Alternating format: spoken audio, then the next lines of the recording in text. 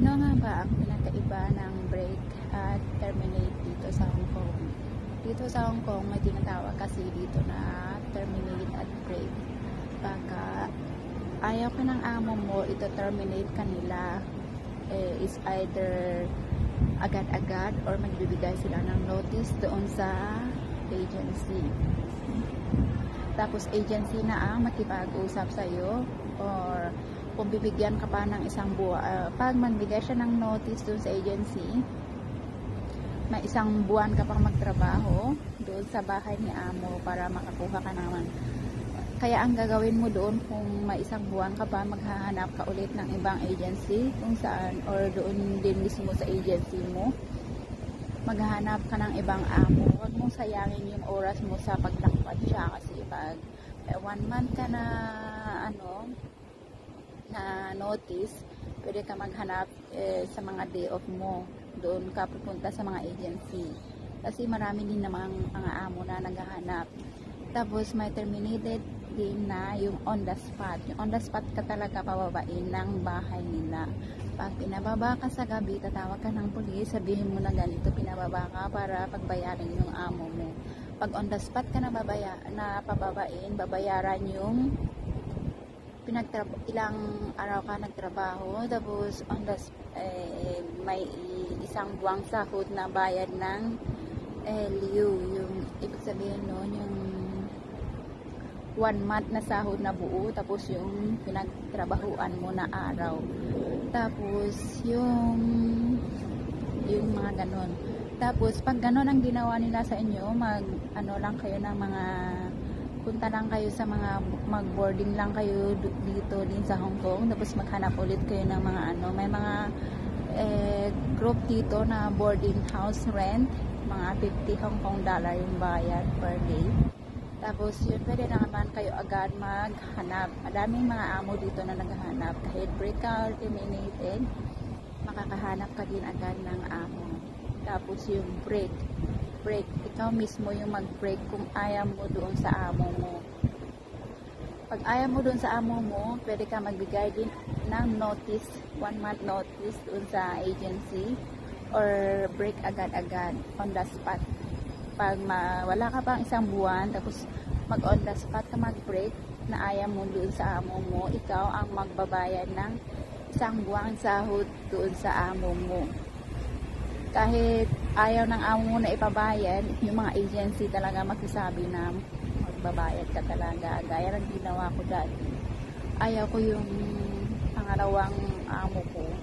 Nag-break ako 6 days. Sabi nung naging amo ko na hindi ko na daw, no need to pay kasi mayaman naman sila. Pero pumunta ako dun sa agency, pinabayad pa rin sa akin. Kaya bago kayo mag-break, wala pa kayo isang buwan, dapat nakaanda yung isang buwang sahod na ibabayad nyo doon sa agency o sa amo. Tapos kung nagbigay kayo ng notice, hindi na kayo babayaran ng nagtrabahuan nyo. Yung ibabayad, yung isang buwan na yun, parang pinagtrabahuan nyo yun. Pwede ganon yung gagawin nyo para hindi na lang kayo magbayad, mag-notice na lang kayo. Yung mga ganon. May mga group naman dito, yung mga boarding house dito, kung gusto nyo boarding house, kung nag-break contract kayo or terminate kayo, hanapin nyo lang yung mga group dito na house for boarding house for rent, or kayo doon sa group na Pangyaw group, pinakamalaking group. Kasi pwede nila kayong mapapayuhan kung nandito kayo sa Hong Kong, o may mga problema kayo, pwede kayo mag-post dito kung paano nyo gagawin yung mga yun, paano yung step by step. Maghahanap kayo din ng mga agency, may mga magsasuggest din ng magandang agency, or may mga kabayan din na naghahanap ng isa-suggest nila sa ibang amo, kasi may mga amo nagpapahanap din sa mga kabayang nandito sa Hong Kong. Kaya i-search nyo yung mga group na yon dito bago kayo pumunta dito or nandito na kayo, para may mga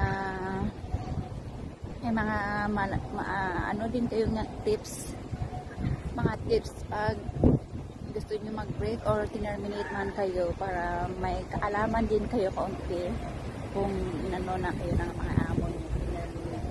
Kaya yun, para maiwasan yung mga pag-terminate, iwasan natin yung mga pagsisimangot sa amo tapos palasagot.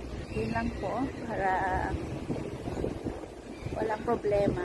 Sa mga amo kasi pinakaayaw talaga nila yung sumagot-sagot. Yun lang po. Thank you. Please do like and subscribe para ma-notify kayo para sa mga susunod natin mga video. Grabe ang lamig na. Ito yung bahay, mga bahay dito. Diyan yung ano. Diyan kami nakatira. Tapos, ang dami din. Ang lamig na pala sa labas. Dito ako sa park. Dito kami naglalaro ng alaga ko minsan pag mababa kami. Diyan lang, dito lang din ako pag may video ako. Gusto sa kabila. Yun lang po, salamat. Thanks for watching. God bless.